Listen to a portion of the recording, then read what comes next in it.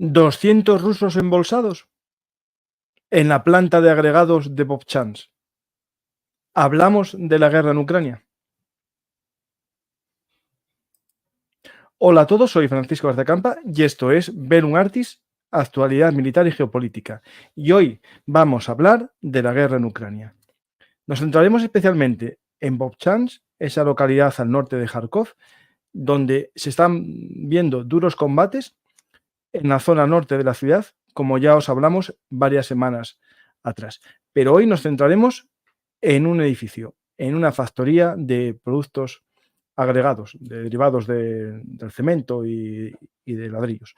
Vamos a ver qué está sucediendo allí y después veremos otros elementos también importantes en el campo de batalla. Pero como siempre, es bueno ver la perspectiva política y diplomática de esta guerra. Para ello vamos a ver un poco las últimas noticias que están sucediendo alrededor de esta guerra en Ucrania.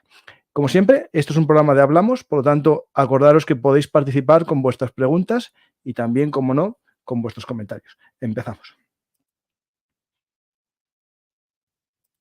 Lo primero que nos vamos a centrar es en la conferencia de Suiza, de la que ya os hablé varias veces y de hecho tuve la suerte de participar en la televisión ucraniana en español para hablar ya hace un mes de qué podía ser esta conferencia y se produjo esta semana en Suiza.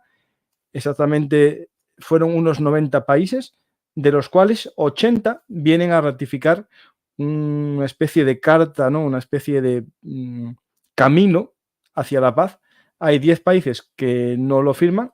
No significa que estén contra o totalmente en contra de esta carta o esta vía de negociación, pero creen que no es oportuno esa firma.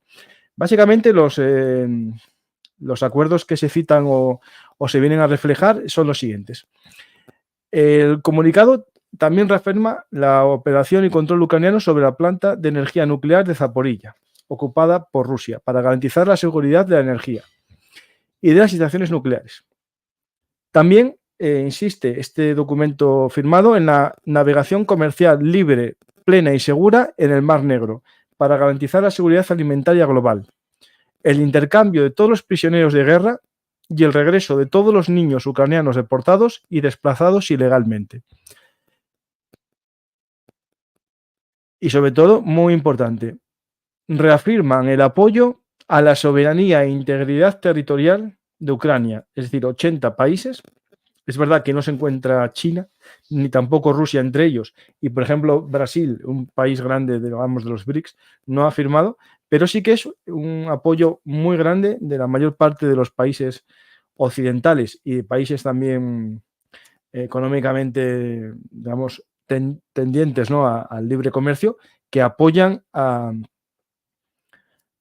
Ucrania.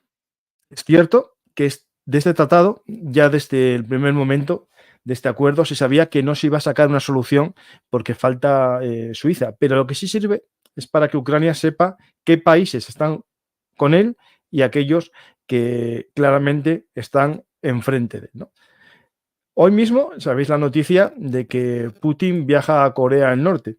Lo podemos ver como una especie de vuelta de favor a la visita que le hizo Kim Jong-un hace un año en Rusia, pero también lo podemos intentar ver como una búsqueda de Rusia de más munición, ¿no? Sabemos que Rusia, pese a que tiene unas fábricas que le suministran, necesita ya desde hace mucho tiempo de la munición coreana, sobre todo la munición de artillería y también de alguna pieza artillera que le está entregando, sin una limitación que se exigía a Ucrania, que era que no se emplease en el ataque al otro país.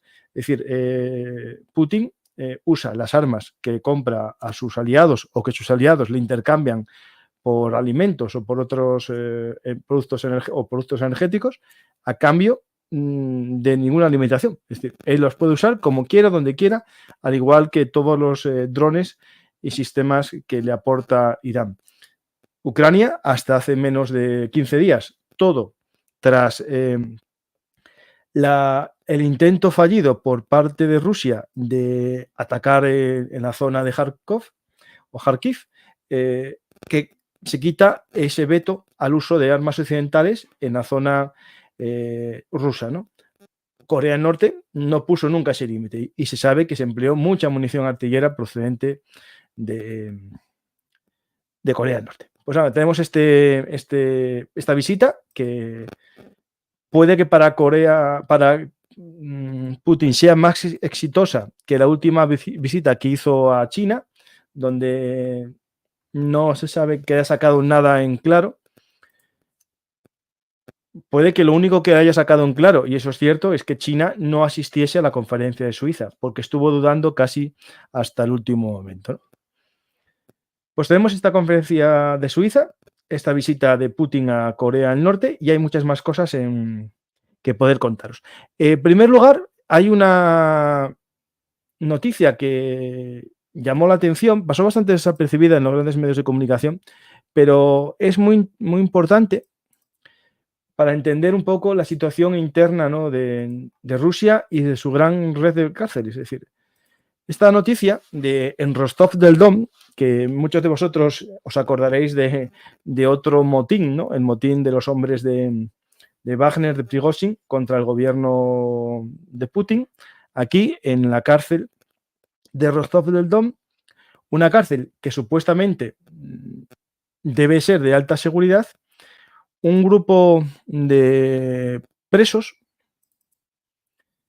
si no recuerdo mal eran 2, me parece, pero eso os lo confirmo ahora mismo que vino la fuente, con barbas tupidas y con claramente miembros del I.S.I.S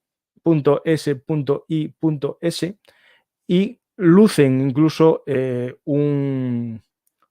una bandana en la cabeza, ¿no?, con el símbolo de esa organización, que la pregunta al millón, al igual que se hacen los 1000 bloggers y muchos miembros de comunidades de Telegram rusas, ¿cómo pueden tener eso en la cárcel? ¿Cómo pueden disponer incluso hasta de una bandera en la cárcel, ¿no? Pues tomaron a 4 guardias de prisiones como rehenes. Por suerte, para ellos el motín fue desarticulado por los grupos de operaciones especiales, ¿no?, de la policía, y acabaron con la vida de los 2 miembros de esa organización terrorista que se habían amotinado y se habían tomado del control del patio de la prisión con unos cuchillos que podéis ver aquí en la mano y también con un garrote, ¿no? Pues es extraño, ¿no?, una cárcel de alta seguridad, unos miembros de una organización criminal como esta, que hayan tomado el control, ¿no? Voy a poneros ahora un vídeo, así un poco rápido. Espero que no tengamos problemas. Sabéis que a mí me gusta mucho vivir al borde, ¿no? Ahí tenéis un poco la situación de la cárcel. Es un patio, más bien es un patio trasero, una especie, no es el patio de la cárcel como tal. Y ahí tenéis un poco a los miembros de esta organización criminal islamista con los reclusos, con los guardias. Y aquí podemos ver a uno de ellos también con las características barbas, en este caso creciéndole, pero sobre todo el pelo largo, ¿no?, que es lo que es muy característico del ISIS, ¿no? De otras organizaciones tienen la barba larga y el pelo corto, pero el ISIS, al igual que los talibán, tienen este look de pelo largo y barba larga.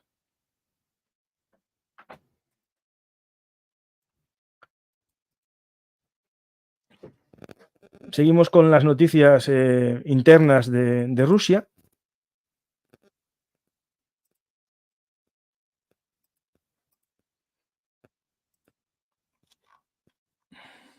Tenemos que hay una purga en el ministerio, en los ministerios, ¿no?, en rusos, y consiste en esta vez un poco una vía,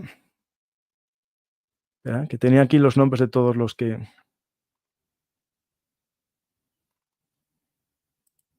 Aquí está. El Vladimir Putin destituye a 4 viceministros de defensa y son reemplazados por parientes cercanos a la cúpula del Kremlin. Entre ellos un hijo de un ex primer ministro ruso y un economista. Putin destituye a los viceministros de defensa Nikolai Pankov, Ruslan Trashilkov, Tatiana Shevtsova y el general del ejército Pavel Popov, y los reemplaza por Ana Sileva, Pavel Fradkov y el primer viceministro de defensa Leonid Gornin. Y ahora va un poco el currículum vitae. Tisisleva es prima hermana de Putin,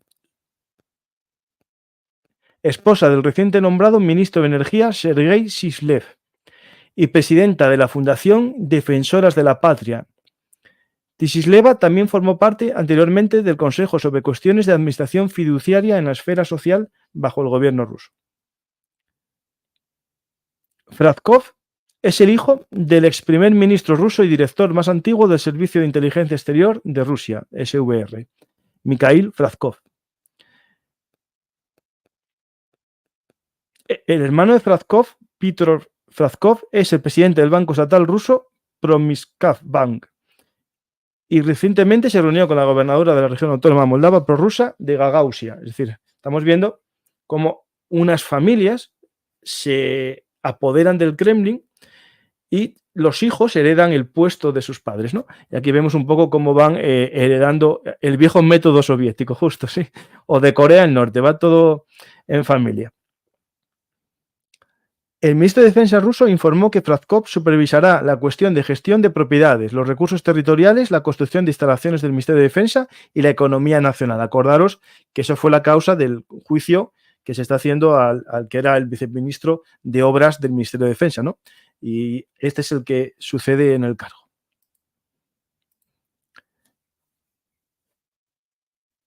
Hay más comentarios sobre esto. Los nombramientos de Tisisleva, Fradkov y Gornin respaldan los recientes esfuerzos de Putin por presentar a sus familiares y a los hijos de altos funcionarios rusos al público ruso y por instalar asesores económicos en el Ministerio de Defensa para mejorar la economía en tiempos de guerra.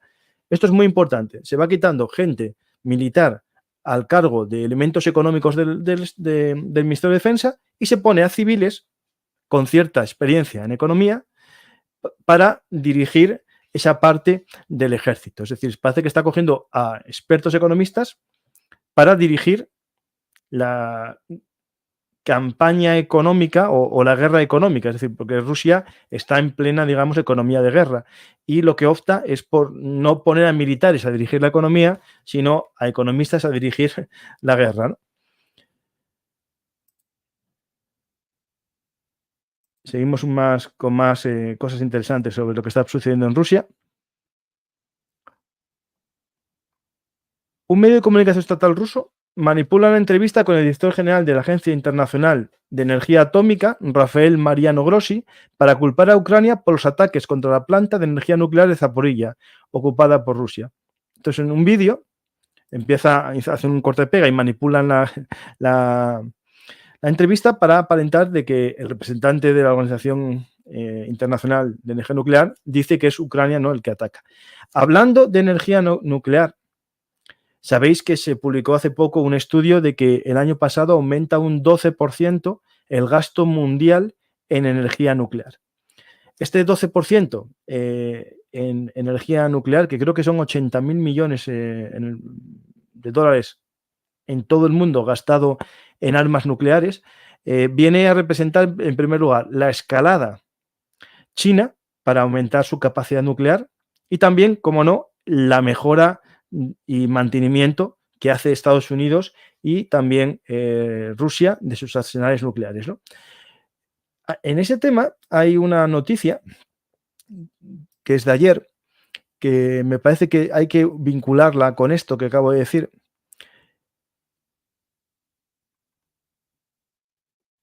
Que es, déjame ver bien los datos, aquí está. El secretario general de la OTAN, Jens Stoltenberg, afirma que la OTAN puede tomar medidas para mejorar la disuasión nuclear de la OTAN, lo que provocó diversas respuestas en los altos funcionarios del Kremlin. Esto tiene que ver con la duda que se le planteaba a Europa, especialmente a los países europeos y a la OTAN, el hecho de qué hay que hacer con las armas nucleares, ¿no? En primer lugar, sabemos que desde que se instalan en Bielorrusia armas nucleares, Europa está en estado de alerta.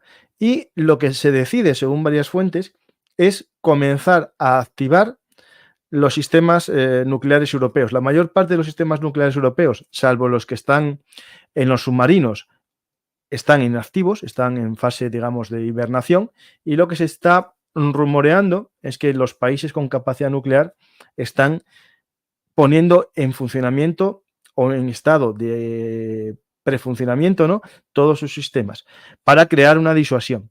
Y por otro lado, entra el debate, ¿no?, de si aumentar o no la capacidad de armas en el caso francés o británico, ¿no?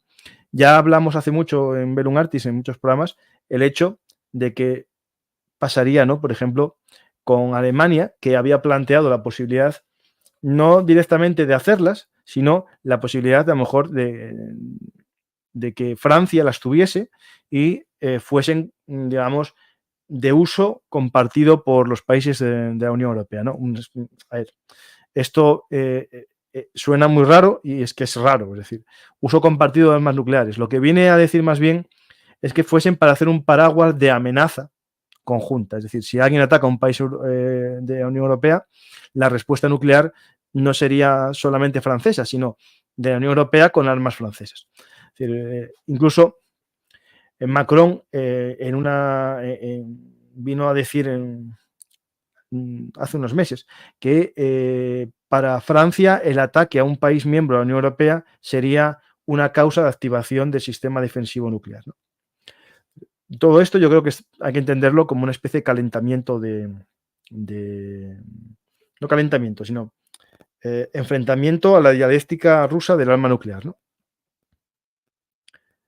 José María Parras, todas las F-35 pueden usar la bomba nuclear, ¿sí? Pueden llevarla, sí. Lo que pasa es que pierden, por el tamaño que tienen, creo que va por fuera y pierden capacidad Steel, me parece. Bueno, vamos a ver alguna cosina más y hablamos de Bochans. Sí, me dicen por aquí en un chat que las armas nucleares compartidas necesitan doble uso, doble autorización, cierto, sí. Por eso lo veo difícil que se use. Pero es más bien un mensaje diplomático, un mensaje, digamos, tenemos también la posibilidad, ¿no?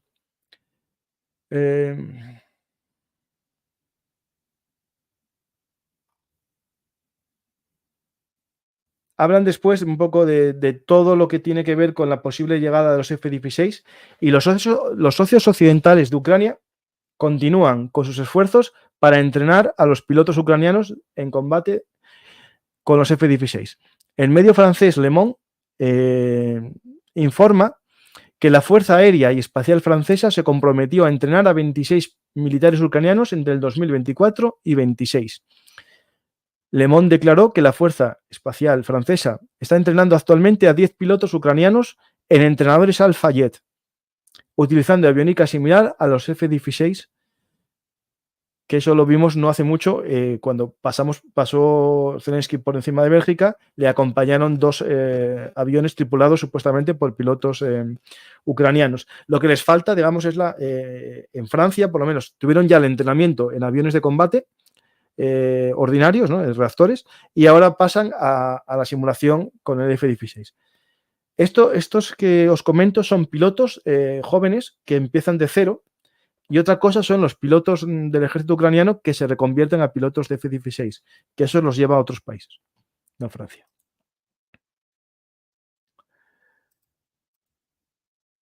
Vale, vamos a ver aquí más cositas. Una cosa que más os tengo que decir sobre... Bueno, esto es importante. En la guerra híbrida, sabéis ya que Rusia es experta en este elemento y tiene desde hace tiempo un frente sur abierto en África, que parece que es cosa de la guerra actual y que todo esto se debe a la guerra en Ucrania, pero leyendo un libro sobre la historia de la Wagner, ya desde el 2017, Rusia fue creando ONGs, periodistas, expertos, influencers, en redes de grupos de Telegram, fue creando también emisoras de radio en África para generar un odio a Francia, para que se descolonizase de África y suplir ellos el lugar que dejaba, ¿no? Y algo parecido sucede en los Balcanes, esa guerra híbrida, esa guerra en la zona gris, o amenaza híbrida, porque al parecer un día me lo rectificaron y bueno, es cierto. En el caso de actuar contra Occidente, contra Estados Unidos, contra Europa, como no hay una declaración de guerra, todo esto no es guerra híbrida, es amenaza híbrida o amenazas híbridas, ¿vale? Pues nos vamos a ir a un territorio poco conocido, que es la República Sprska. Sprska. Voy a poneros un mapa para que sepáis dónde es. Está en Bosnia. La República Sprska es básicamente el territorio serbio que está, digamos, bajo la soberanía de Bosnia, forma parte de Bosnia-Herzegovina, pero su mayoría étnica y social es Serbia. Y hay un movimiento, digamos, de separación, o podemos decir separación, independencia, separatismo, ¿no? Porque autodeterminación no sería correcto en este caso, de los serbios. Y en este caso, en esta zona de la región, la República Serbia de Bosnia, hay unos movimientos muy fuertes por parte de Rusia para generar inestabilidad. El ministro de Asuntos Exteriores ruso, Sergei Lavrov, afirmó en la inauguración de la embajada rusa en Banja Luka, el 11 de junio, que los vínculos entre Rusia y la República Sprska están en su punto más alto de todos los tiempos. Lavrov afirmó que el Ministerio de Asuntos Exteriores rusos dará prioridad a la construcción de instituciones religiosas y culturales en Banja Luka, que son críticas para el fortalecimiento de los lazos de hermandad entre los pueblos de Rusia y la República Sprska. Y ahí hablan también de varios mini bloggers. Por ejemplo, funcionarios moldavos y ucranianos han advertido anteriormente que los funcionarios rusos utilizan el Ruski Dom para promover la propaganda rusa y realizar trabajos subversivos en el extranjero.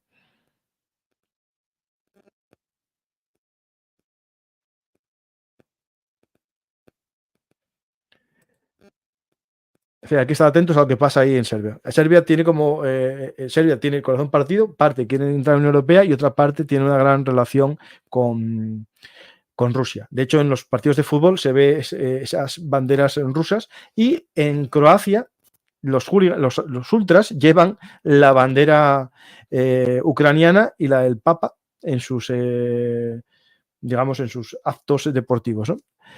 Te lo digo porque es interesante ver un poco esas divisiones. Hay que recordar que también Serbia, para Putin, es el ejemplo de lo que Occidente hace cuando quiere, ¿no? Pues rompe las reglas de juego, ¿cómo? Pues reconociendo que Kosovo, parte integral de Serbia, tiene el derecho a separarse, ¿no? Muchos países europeos reconocen a Kosovo como una república independiente y otros, como España, no lo reconocemos porque, desde nuestro punto de vista jurídico, no tenía derecho a la autodeterminación ni un derecho a la separación, porque no era ni una colonia ni tampoco era parte de un territorio federal, era territorio íntegro o, digamos, territorio soberano de Serbia, ¿no? Ahora ya saltamos, si queréis. Voy a ver si hago una pregunta de esta parte, digamos, político-diplomática, ¿vale?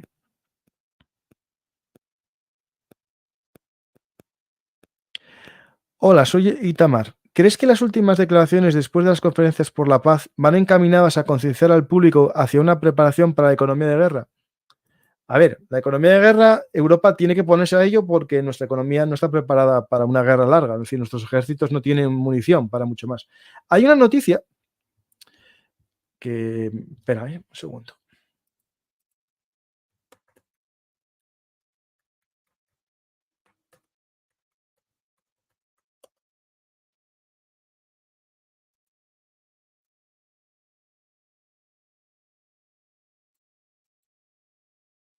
Hay una noticia de estos días que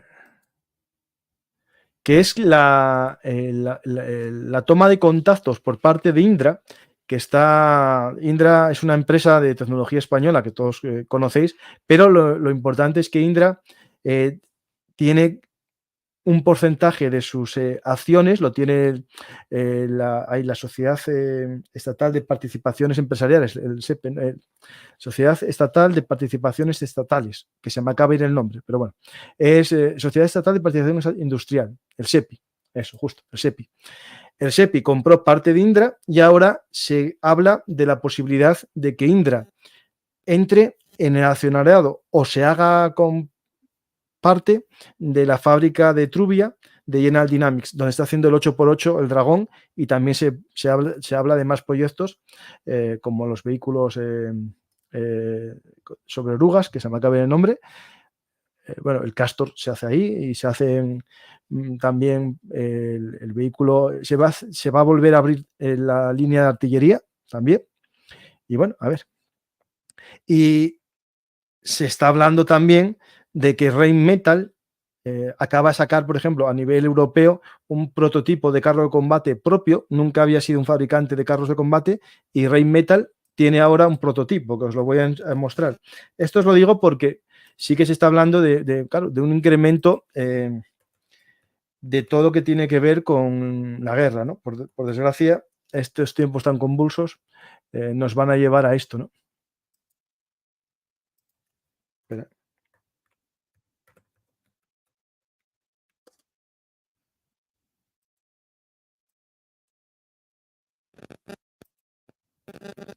Aquí está. Este es el nuevo MBT, el Panther KF51 de Rheinmetall.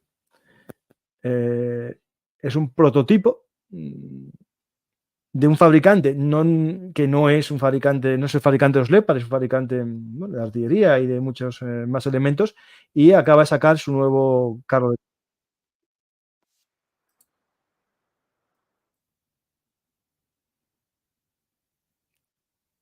Esto, la verdad, que el diseño es muy chulo, muy modernista. Lo que hay que ver si está ya pensado, ¿no?, para la guerra actual, ¿no?, la guerra de los drones, ¿no? Hablando de esto y de las nuevas armas que están apareciendo en los campos de batalla, os voy a mostrar ahora un concepto que me parece muy interesante y que se va a aplicar ya en nada, porque es un tema sencillo, digamos, de tecnología sencilla. Esto que os voy a poner ahora es el Ground Warden, el guardián de la tierra, ¿no?, de la familia Acheron, de una gama de productos de Acheron, que es un sistema de gestión del campo de batalla que comunica vía dron la zona de ataque para un sistema como un Javelin o como un sistema anticarro ordinario.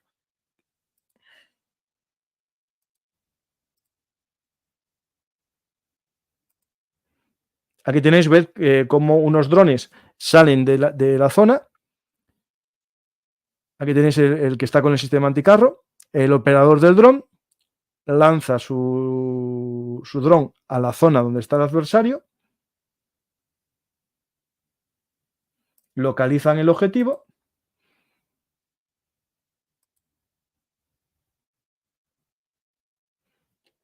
está escaneando objetivos con su IA.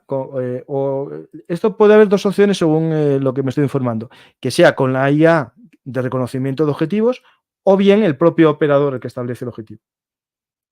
Le comunica la posición exacta del objetivo al operador del sistema anticarro, lo establece en su sistema. Esto es el sistema, digamos, importante, el que se implementa con este desarrollo, que es un sistema de gestión de campo de batalla.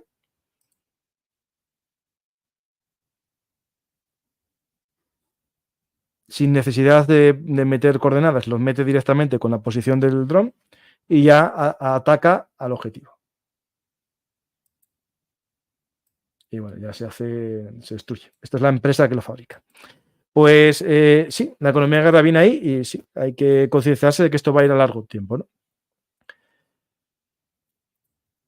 Vamos a ver alguna pregunta más y si no, vamos ya a Bochans. ¿Cuántos soldados pueden encontrarse actualmente en entrenamiento en países de la OTAN? No sé, yo hay una vez 4.000, pero no lo tengo bien claro. Señor Campa, ¿dónde están los famosos Terminator rusos? Pues terminaron con ellos. Ya no se ven ninguno. Se vieron en Mariupol al comienzo de la guerra y en el bosque de Kremina, disparando para todos los sitios, porque el problema que tiene ese sistema es que digamos, su torre de disparo se desestabiliza con las ráfagas, ¿no? Y no es muy preciso. Solo se vio alguno suelto en la guerra, y eso que decían que los rusos que se comerían a los Bradley. No, contra un Bradley no se vio. Señor Campa, ¿piensa usted que Rusia se atreverá a lanzar alguna bomba nuclear? ¿Los chinos qué opinarán de esto cuando tienen tanto invertido por todo el mundo? A ver, para Rusia sería una muestra de que está perdida, de que no tiene ninguna posibilidad de ganar la guerra. Sería una línea roja, de verdad, pero para ellos, para su economía, para todo, porque China eh, tendría un problema muy gordo, porque China, sus mercados están en los países que se verían amenazados por la bomba nuclear rusa. Es decir, si hay una bomba nuclear rusa disparada en Ucrania, produciría una crisis económica tan grande y una desestabilización tan grande de los mercados financieros y económicos europeos que afectaría, por supuesto, a China. Y a China no le viene muy bien que le caiga uno de sus mayores compradores, ¿no? Es decir, no veo que China estuviese contento con esto. ¿Se ha planteado recuperar los euromisiles de alcance medio instalados en Europa? No, pero no sería mala idea. Es decir, yo creo que eso habría que hacerlo. No sé por qué Europa no puede tener sus propios sistemas como los hubo en la Guerra Fría, ¿no? Si no recuerdo mal, el de alcance medio era el Pershing. Es que, a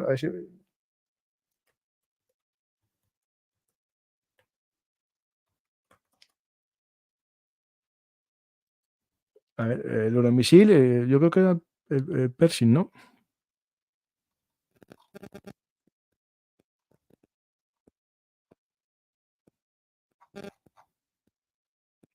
El SS-20, tanto el suelo soviético.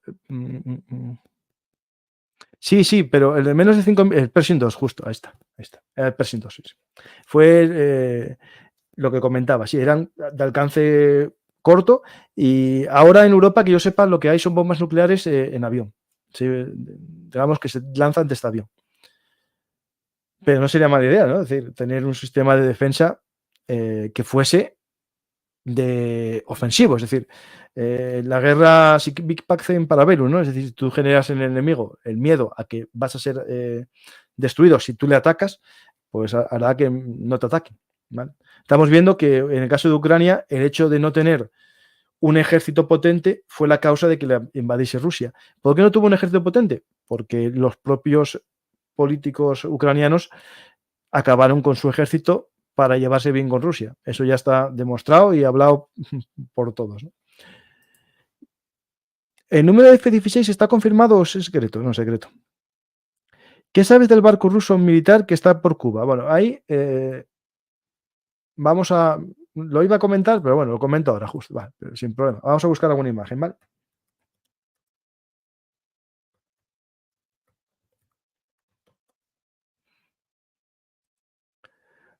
Un segundito, ¿eh? Quiero poner un vídeo, ¿vale?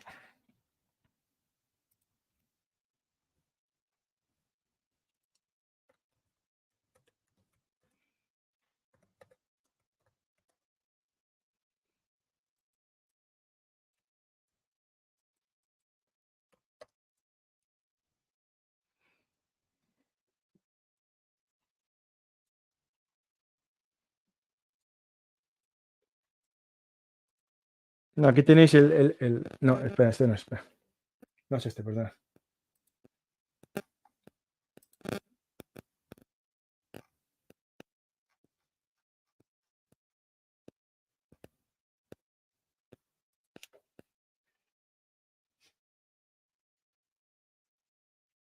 Bueno, era una fragata misilera, si no recuerdo mal, un submarino nuclear y un rompehielos.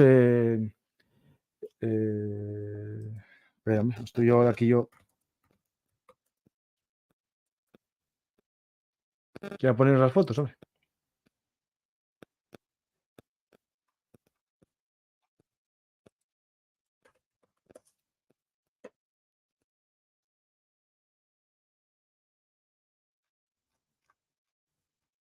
Es que os quería poner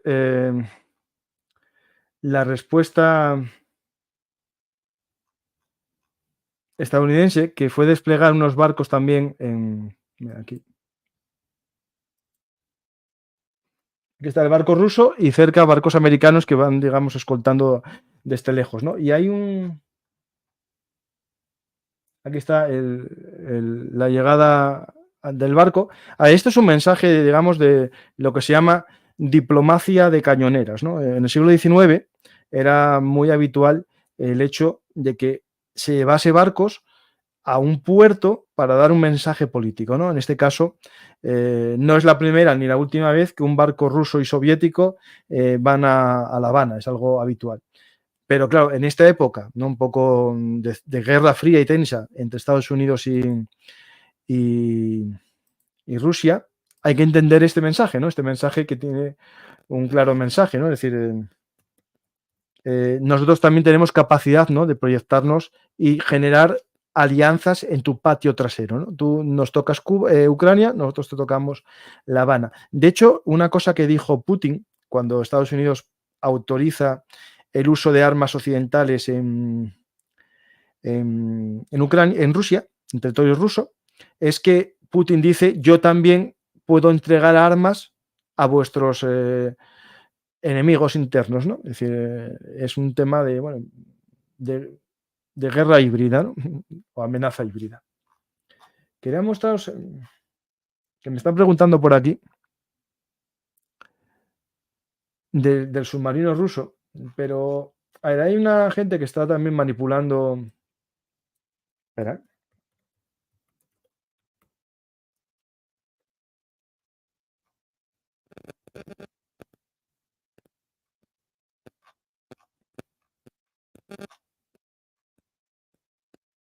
un segundito. El Kazán, es el submarino Kazán. Y la gente, quiero ser en esto sincero, la gente está moviendo estas imágenes en las que se ve parte de la protección de caucho o plástico que tiene el submarino y están desplegadas, ¿no? Están desplegadas, rotas, y lo muestran como una muestra de la deficiencia, ¿no? De- del submarino Kazán, ¿no? Y de toda la flota rusa por falta de abandono. La realidad es que esto es algo habitual. Se puede ver en submarinos también de la US Navy, en submarinos de todas las naciones. Es un hecho de que esos sistemas de protección, sobre todo es contra el ruido, para evitar los ruidos, es habitual que se caigan. Vale, quiero buscar, a ver si lo encuentro, porque había por ahí.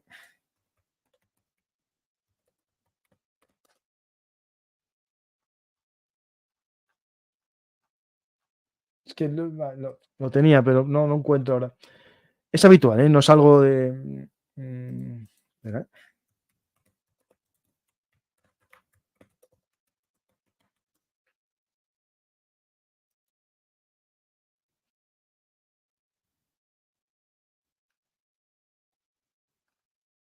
Bueno, no lo encuentro. Si no, lo busco en Twitter y lo pongo, ¿vale? Vamos a ver alguna pregunta más y si no, ya vamos a. ¿Se ha llevado a muchos cubanos la flota rusa? Bueno, a ver, nadie pensó en eso. A lo mejor el objetivo que tiene esta visita del barco es cargarlo con mercenarios. No sé, quién sabe, puede que sí. Hay muchos cubanos que se unieron a un buen sueldo, ¿no? En Rusia, que les pagan 2.000 y pico euros por mes, y claro, eso en Cuba a lo mejor son un año entero de sueldo. Y bueno, y gente piensa que va allí, que sobrevivirá, y la realidad es que los usan de carne de cañón. Es decir, las primeras oleadas de gente son con eso, ¿no? Es decir, son con africanos, con nepalíes y bueno, con cubanos también. Vamos a lo que os quería contar.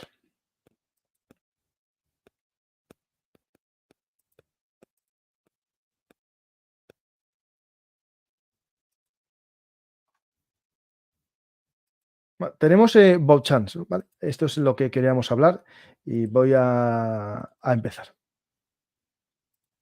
La noticia es este edificio, que en ucraniano se dice Agreganti Zavod de Bouchans, Agreganti Zavod, es decir, empresa de agregados, que ya fue famosa porque, aunque el edificio ahora se da a conocer porque es un buen bastión, ya en el 2022 hay noticias sobre esta fábrica de agregados que fue empleada por Rusia cuando la ocupó en el 2022, antes de perderla en septiembre del 22 con la gran contraofensiva ucraniana de septiembre. Ahí hay las siguientes noticias que me parecen que hay que destacar.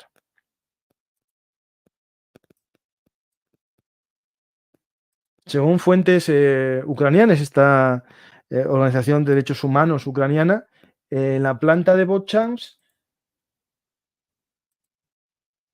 los rusos torturaron incluso a sacerdotes con descargas eléctricas. Y viene aquí un poco qué pasó en esta fábrica de agregados, esta planta de agregados. Los invasores rusos organizaron un centro de tortura en nuestra fábrica, dice Oleg Toporkov, su director de BEU.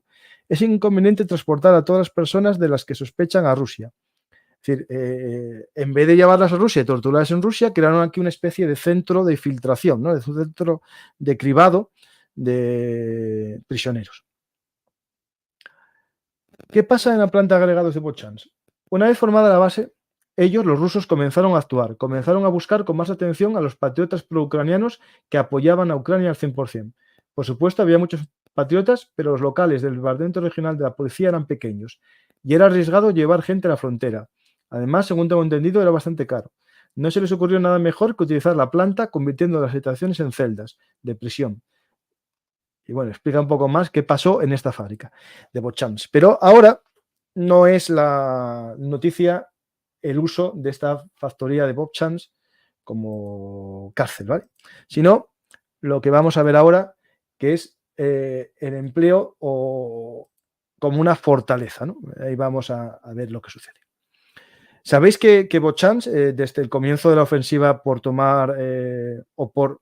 Bueno, ¿qué pasó? Bueno, primero, lo primero, ¿qué pasó en Kharkov? ¿Cuál era el objetivo que tenía Rusia? Nunca lo sabremos, porque algo que tienen ellos como idea, ¿no? Es, primero, yo tengo mi objetivo. Como mi objetivo no se cumple, voy generando subobjetivos que intento, mediante mis agentes de desinformación, crear la idea de que era el objetivo primario, ¿no?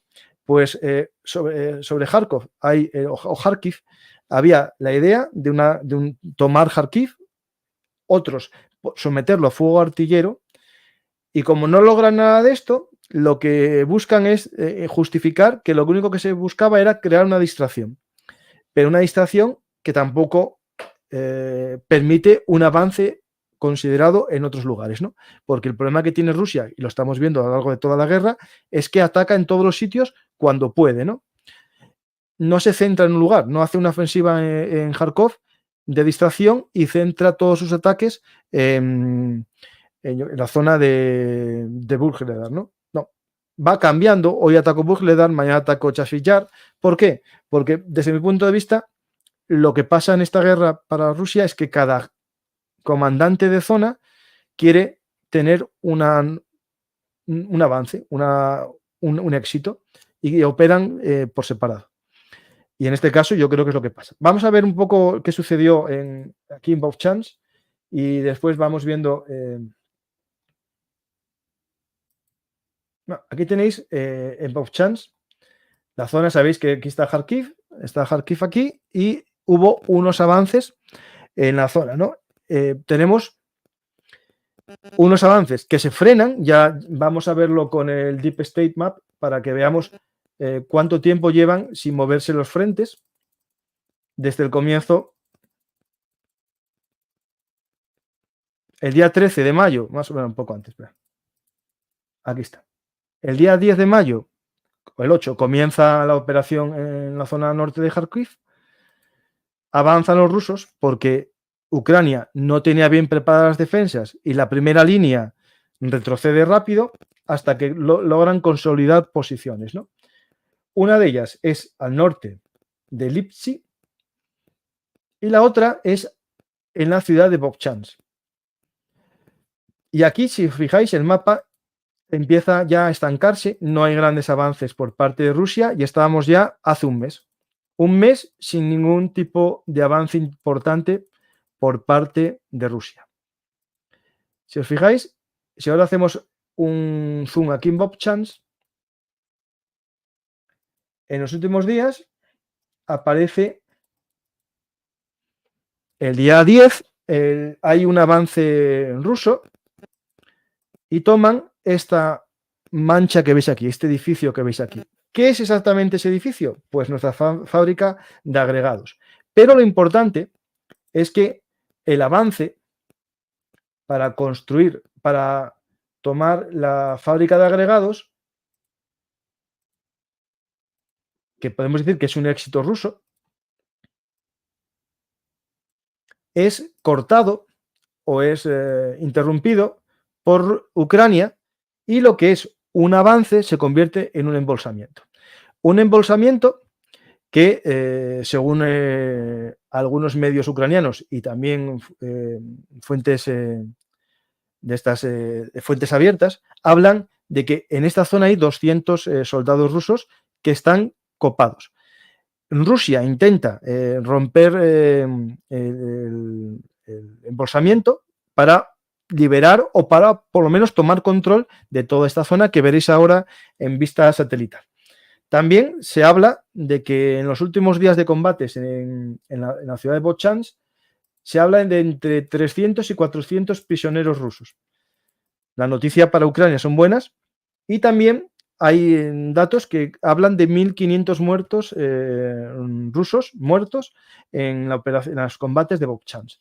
A día de hoy, si sacamos un poco el zoom y vemos cómo está la ciudad de Vovchansk, Ucrania controla un 70% y casi la zona sur completa y lo que podemos decir la zona norte de la localidad, una localidad de 17.000 habitantes, para que nos hagamos un poco la idea, la zona norte controla más de la mitad. Lo que está haciendo Rusia es crear posiciones atrincheradas en esta zona norte de la ciudad, un poco ya para cuando, si pierde el casco urbano, tener al menos un colchón antes de que lleguen a zona, digamos, rusa, ¿no?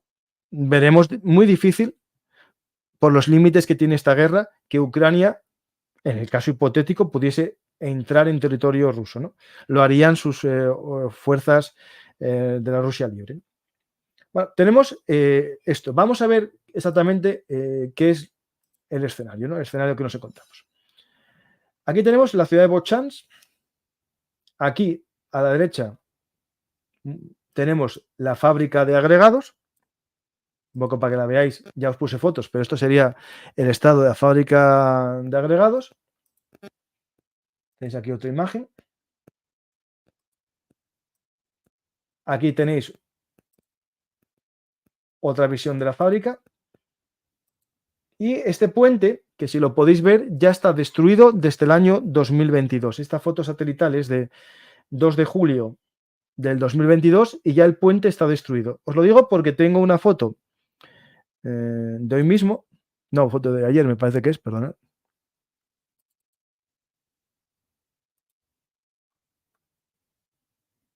No, esta es del ataque a la fábrica de agregados, perdona. Aquí está. Y esta que es una foto de la ciudad, de la zona norte de Vovchansk. Aquí podéis ver el puente que os mostré antes, más destruido. Y esto que veis aquí en primer plano es la planta de Vovchansk, que ahora estaría en manos rusas y por esta zona, digamos, por esta zona donde está la cortina de humo, estaría tropas ucranianas y detrás de ellos y hacia la derecha, es decir, hacia el norte, estarían los rusos. Por tanto, lo que estáis viendo ahora mismo, fijaros en la imagen, ¿vale? Sería esto que vais a ver ahora.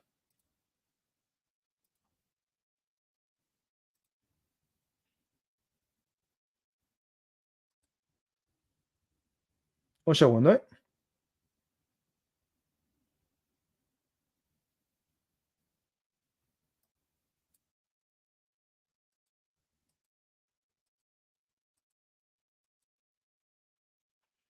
Sería esta visión. Aquí estaría el puente, la fábrica de concretos, más o menos.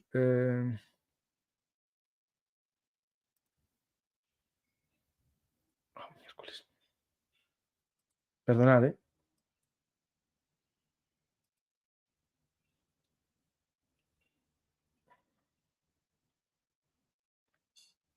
Un segundo, ¿eh?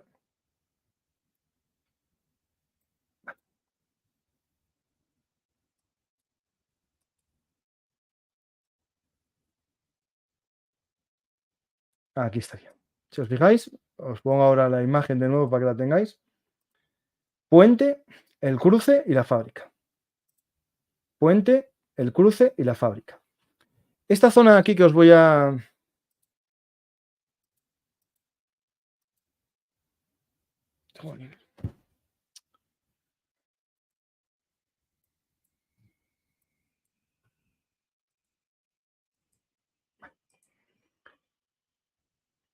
Manos rusas.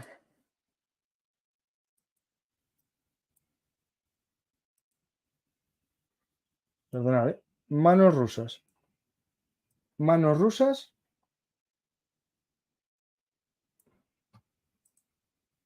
Y esto estaría en manos ucranianas. Y esto, que os voy a dibujar ahora, estaría en combate, pero sobre todo en manos ucranianas.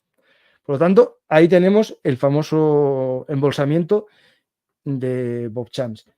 Se habla de 200 hombres y hay algo que muestra el embolsamiento que es real. Os voy a poner una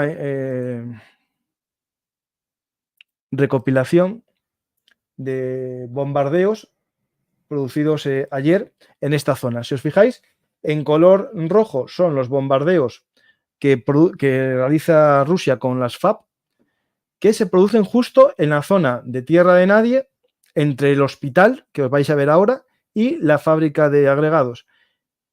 Los combates son en zona de nadie porque también Rusia tiene hombres ahí y Ucrania ataca con sus bombas antiaéreas, bombas aéreas esa zona. La zona de agregados la ataca Ucrania, por lo tanto, sabemos que hay soldados rusos ahí. Y en esta zona norte, que es la que os voy a mostrar ahora en un vídeo, es Rusia la que ataca. Eso nos muestra que más o menos el escenario de la batalla sería esta. Voy a ver qué me mandó José María, que me mandó algo y me dijo que lo mirase. A ver qué dice aquí.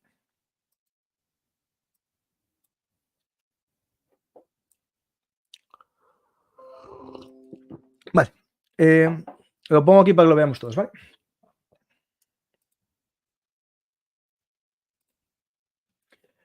Un miliblogger ruso sobre la situación de Bogchans. Aquí está el nombre de él. Todavía parcialmente ocupada por las fuerzas rusas. Las partes en conflicto no están separadas ni por decenas de metros, sino por unos pocos metros. Las posiciones no son solo en edificios vecinos, sucede también en la misma casa, en habitaciones contiguas, en diferentes pisos. La situación en la ciudad nos hace retroceder hasta Stalingrado, solo que en menor escala. Lamentablemente, las pérdidas son grandes. Básicamente, esto explica muy bien el motivo de este mapa de las bombas. Están atacando edificios en la zona de combate. Es decir, hay una zona amarilla en la que no está tomada por nadie concretamente y hay un edificio en el que le cae una bomba rusa, en otro que le cae una bomba ucraniana. Pero también hay fuentes ucranianas que dicen que cayeron bombas rusas, FAB, en esta zona del bosquecillo este que tenéis aquí detrás, al sur de la fábrica de agregados. ¿Por qué? Porque las bombas FAB tienen bastante dispersión. Ahora os voy a mostrar los combates que hay en esta zona, que vais a ver que esta zona que está en manos ucranianas, también hay soldados rusos cerca. ¿Por qué? Porque lo vais a ver aquí.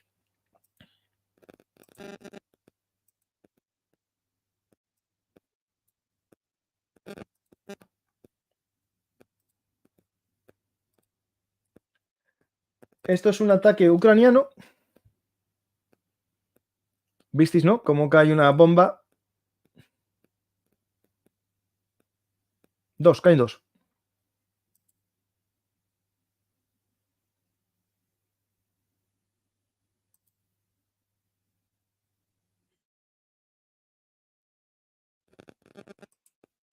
Y caen justo en unos edificios al lado de la fortaleza de apartamentos, que lo vais a ver aquí. Estos dicen que son bombas Hammer que lanza Ucrania. Vais a ver exactamente dónde es. Vamos a ver la geoposición.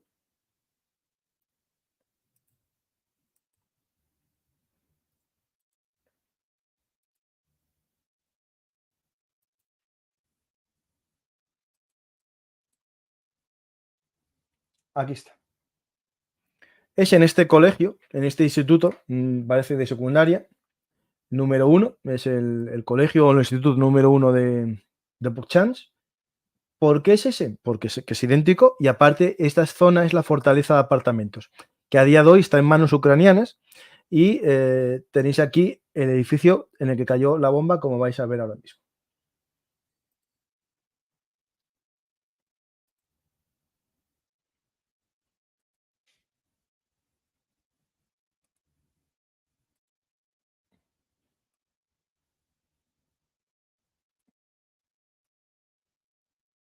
Lo veis, ¿no? Es el mismo edificio. Esto demuestra que los combates, como dice el mil blogger ruso, son de edificio a edificio o en el propio edificio.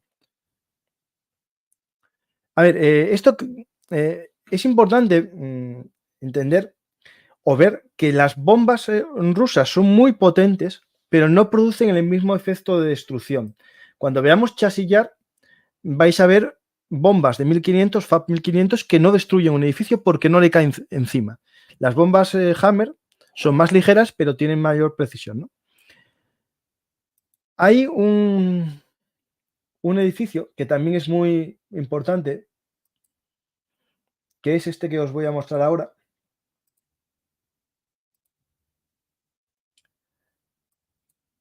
que es el hospital. ¿Os acordáis que hace varios programas de frente de batalla vimos el ataque de 6 bombas Hammer a un edificio? Pues sería este edificio que es el hospital. Este hospital es importante porque cuando veamos ahora el mapa de Deep State, entenderéis que está justito aquí.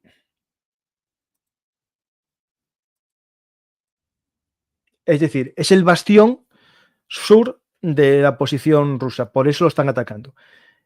Estaría aquí la fábrica de agregados, aquí el castillo de apartamentos o la fortaleza de apartamentos, que se convierten en los pilares básicos de las posiciones tanto rusas como ucranianas. El objetivo que tiene Rusia es evitar que le embolsen a estos hombres, intentará entrar por aquí y Ucrania, claro, intentará impedirlo y sobre todo agrandar un poco la separación, ¿no? Vamos a ver en qué queda esto y si a Rusia se le complica la situación en Chance y definitivamente tiene que retroceder. Voy a ver si hago una pregunta sobre Chance y me voy a poneros un vídeo sobre chasillar, un segundo.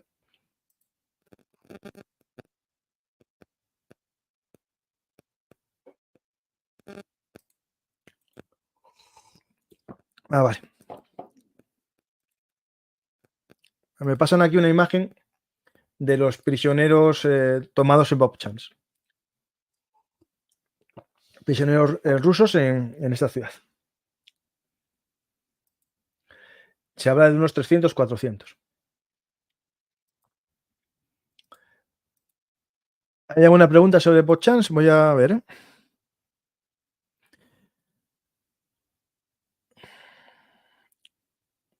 En España también tenemos especialistas militares en el Ministerio de Defensa, o al menos alguien que entienda mínimamente de economía. Bueno, eso no sé. Eso preguntará a los políticos que elegís. ¿Estamos siendo medianamente serios hoy? Claro, las medidas son hacer más armas nucleares, o eso, o lanzarlas. No, a ver. A ver. La disuasión. Disuadir es evitar las guerras. Las guerras, si hay disuasión, no suele haber guerras. Las guerras se producen cuando alguien cree que está en una posición de ventaja frente a su enemigo. Si no ve esa posición de ventaja, no suele haber guerras. Y si nosotros no hacemos nada para evitar la guerra, nos van a atacar, eso seguro. Quien sea, podemos ver al enemigo que pensemos en el mundo. Muchas gracias, Einhorn, por hacerte mecenas en Twitch. Gracias por vuestro apoyo. Buenas tardes. Un barco y un submarino de propulsión nuclear están en Cuba, cierto, pero es un submarino de propulsión nuclear. No tiene misiles nucleares, creo que tiene misiles de crucero, ¿vale? Ordinarios.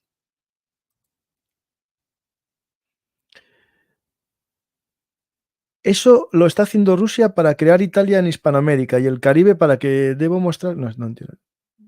No entiendo. Entregar alma a los enemigos de Estados Unidos acerca de Estados Unidos tener alma para entregar a los enemigos de mi madre. ¿Se ha llevado a muchos cubanos la flota rusa? No sabemos. El Kazán es un submarino de misiles de crucero, efectivamente. Es crucero normales. Que yo sepa, no es balístico nuclear. ¿Qué dije? ¿Que era balístico? No, es de crucero. Paco, ¿puedes poner alguna imagen reciente del edificio? A ver si la encuentro.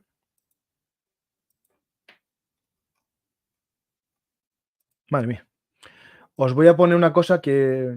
Esto es espeluznante, es decir... Estos son los daños contabilizados hoy por Andrew Perpetua y podéis ver el listado de tanques destruidos.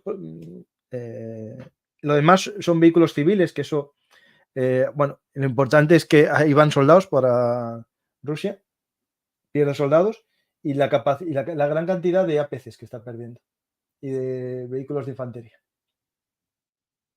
Y Ucrania también pierde. Pero Ucrania en este caso perdió más de tanques, perdió 3, T-72, T-64 y un Leopard. Y Rusia perdió, es que no lo puedo ver.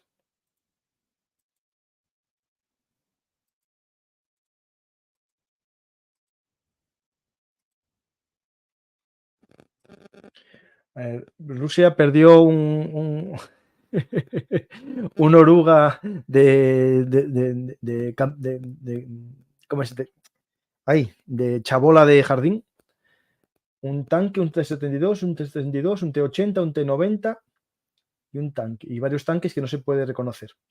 Perdió varios BMPs, perdonad, varios APCs, muchos camiones de transporte, que esto es importante porque, si os fijáis, son todos atacados en la retaguardia por drones con visión nocturna. Perdió varios Desert Cross, motos, muchas motocicletas. Esto indica que Rusia está cada vez usando más motos, ¿vale?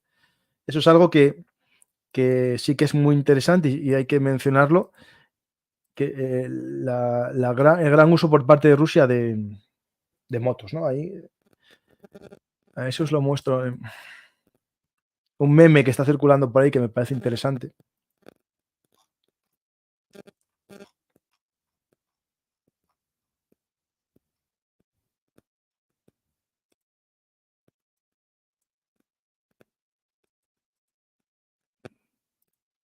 El ejército de Rusia, el ejército talibán y el de Mazmas. Es llamativo. A ver, yo, una cosa que sé que los Desert Cross, al igual que nuestro Falcata, es un vehículo importante para los soldados, para transportar suministros, inserciones, operaciones de exploración, igual que las motos, pero claro, usarlas en un ataque frontal a una trinchera, eso es algo que demuestra dos cosas. Una falta completa de valoración de tu soldado y la segunda de medios blindados, ¿no? Y bueno, os voy a poner ahora un vídeo que nos puede mostrar la situación real de Chasillar. Y lo vamos analizando, ¿vale?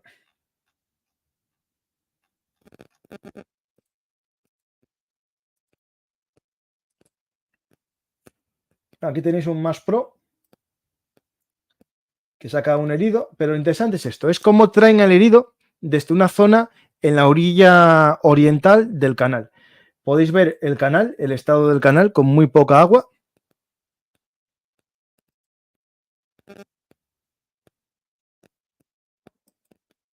cómo le están disparando.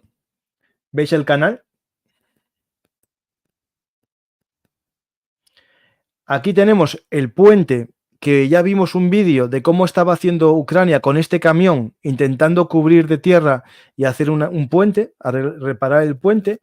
Podemos geoposicionar este vídeo. Yo creo que eso sí lo vamos a hacer en nada. Espera un segundito.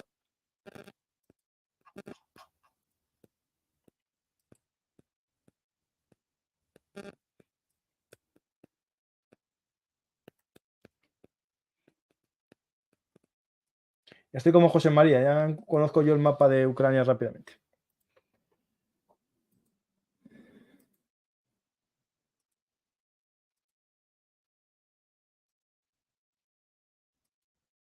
¿Qué pasa aquí? Pues no cierra esto. Tenemos aquí el puente.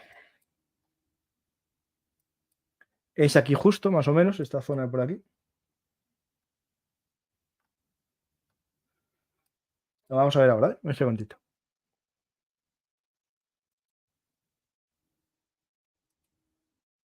Si fijáis, la caseta.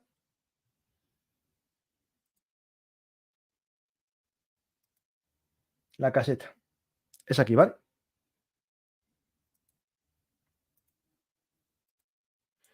Sigue avanzando el Max Pro, lo veis por ahí avanzando.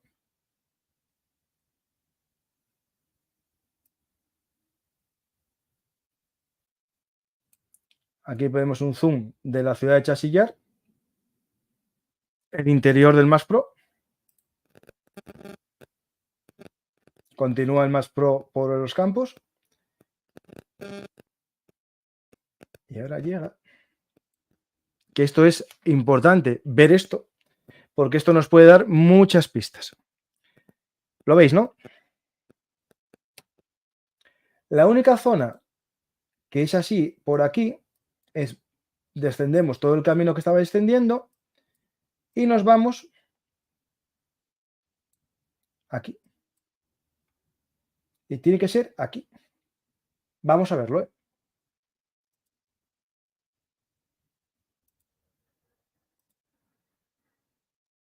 Uno, dos, y puede haber aquí el tercero de los...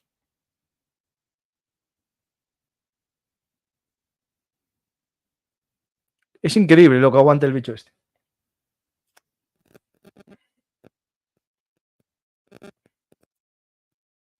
Pero lo importante que nos muestra este vídeo es que la famosa zona del intento ruso de entrar desde este bosque hasta aquí, no hay un verdadero control ruso. Es decir, si un Max Pro puede bajar por estos caminos y pasar por aquí, este camino es justo donde le cayeron las bombas, si os fijáis, es justo aquí, es que esta zona no está bajo control ruso. No hay rusos en esta zona. Es decir, este mapa que os voy a poner, o cualquiera que veamos, que posiciona en Chasillar. Espera, que se me fue. Espera, Paco, piensa.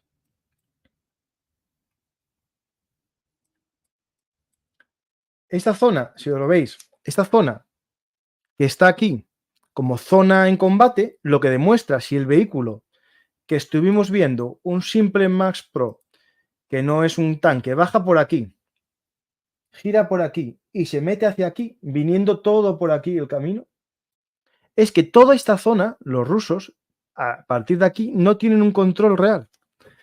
Es interesante esto, muy interesante.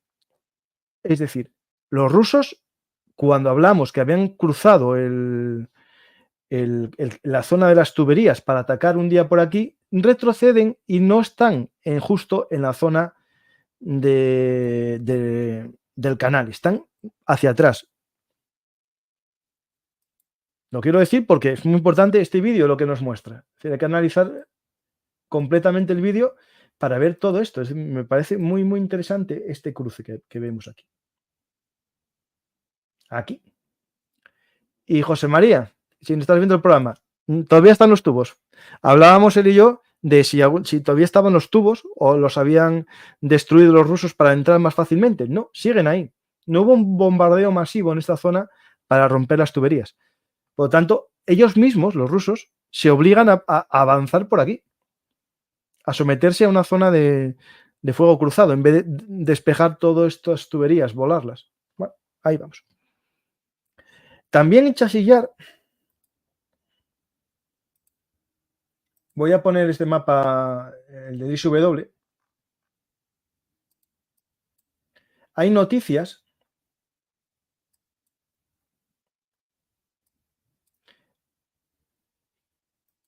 A ver si es un solo rumor, porque aquí parece que puede ser un rumor. Y quiero confirmarlo.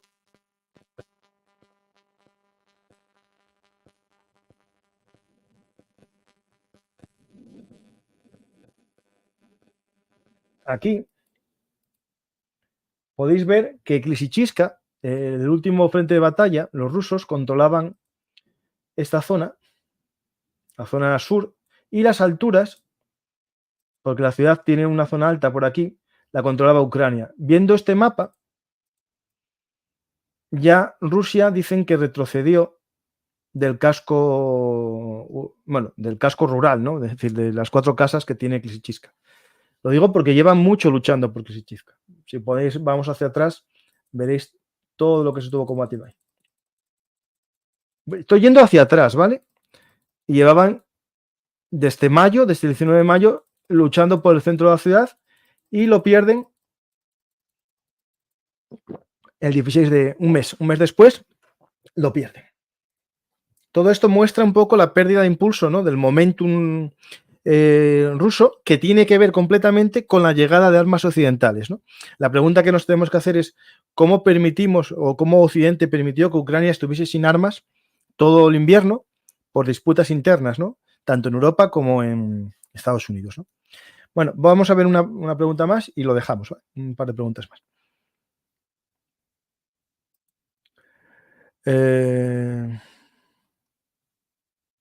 Bueno, gracias por felicitar por el trabajo. Muchas gracias. Congratulaciones, Paco, gracias. Siempre grandes charlas. ¿Cómo está la situación en Sumi? Saludos a ti y a José María desde Brasil. Un saludo. De Sumi hubo un intento que fue muy pequeño en una localidad allí, fronteriza, pero quedó en nada. En Sumi hay la amenaza de que puedan entrar. Y hubo, espérame un segundín, aquí en la zona.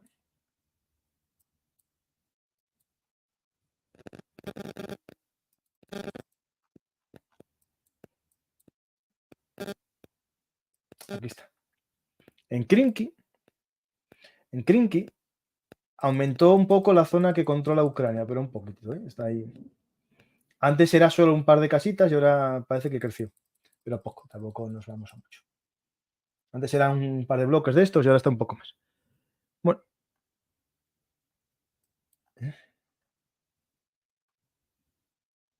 No puede ser. No. Pues vamos a ver si hago una pregunta más. Y en Crimea lo que esta semana no se oyó mucho, pero llevan la semana anterior destruyendo todas las posiciones antiaéreas rusas. Todo lo que ven intentan destruirlo.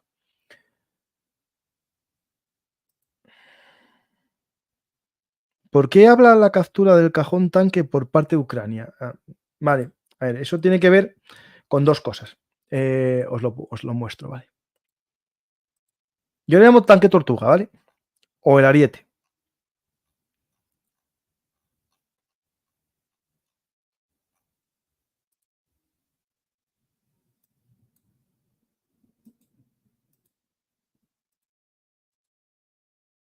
Espera un segundo, que estoy perdido con tantas pantallas. Bueno, aquí tenemos uno de los tanques tortuga tomados por Ucrania. Esto muestra dos cosas. Se hizo en el Oblast de Donetsk por la 22 Brigada Mecanizada. Es un tanque tortuga nivel super tortuga. Es decir, aquí la torre ni el cañón se movía. Es decir, normalmente es la torre lo que no se mueve. Aquí es que ni el cañón. Fijaros en todos los sistemas de parrilla metálica. No se podía mover absolutamente nada. Lo importante es que si el vehículo fue tomado, es porque Ucrania avanzó. Aquí es la destrucción o la paralización del vehículo. Se puede ver ahí la parte trasera como le dieron, con un dron o con artillería, debe ser con un dron, y se paraliza y queda paralizado, como aquí ya van los ucranianos en ella. Si os fijáis, el daño fue trasero porque tiene todo el sistema del cobertizo de jardín destruido. Lo interesante es que lo pudieron tomar porque avanzaron los ucranianos, ¿vale?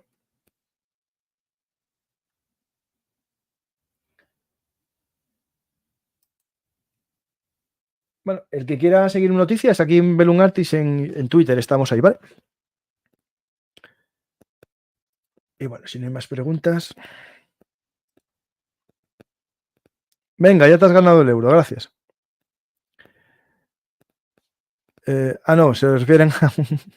¿Quieres que llegue a Avdiivka con las nuevas armas también están bien ahora? A ver. Ucrania lo tiene muy difícil para recuperar. Ucrania lo que tiene que hacer es paralizar el avance ruso y hacer que Rusia se desgaste aún más. ¿Para qué vas a avanzar tú si el enemigo viene con ganas de morir? O sea, yo creo que Ucrania, con un sistema defensivo bien puesto, va a desgastar mucho al ejército ruso.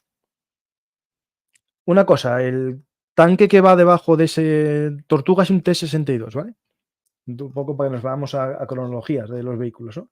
Si está fabricado el primer año, porque no está modernizado, ya se ven muchos sin modernizar. T-62 recién sacados de la campa, los llevan sin ningún tipo de blindaje extra, ningún sistema de mejora, lo llevan al campo de batalla, porque va a durar nada. Os voy a mostrar una imagen que finalizamos con ella, que es el aterrizaje de un Harrier español en un portahelicópteros estadounidense, exactamente en el USWAPS, en el Báltico, enfrente de la costa de Estonia, si no recuerdo mal, en la operación que está haciendo España junto con otros países de la OTAN de defensa del espacio marítimo de los países bálticos. Pues bueno, lo tenéis ahí, espero que os guste la imagen de un Harrier español aterrizando. Dentro de poco esperemos que sean sustituidos por los F-35 y hasta la próxima semana. Espero que os haya gustado, que deis a me gusta, dejéis un comentario, compartáis en vuestras redes sociales y hasta la próxima. Si queréis invitar a un café, también está en la descripción de los programas, en los sistemas de micromecenazgo. Gracias y hasta la próxima.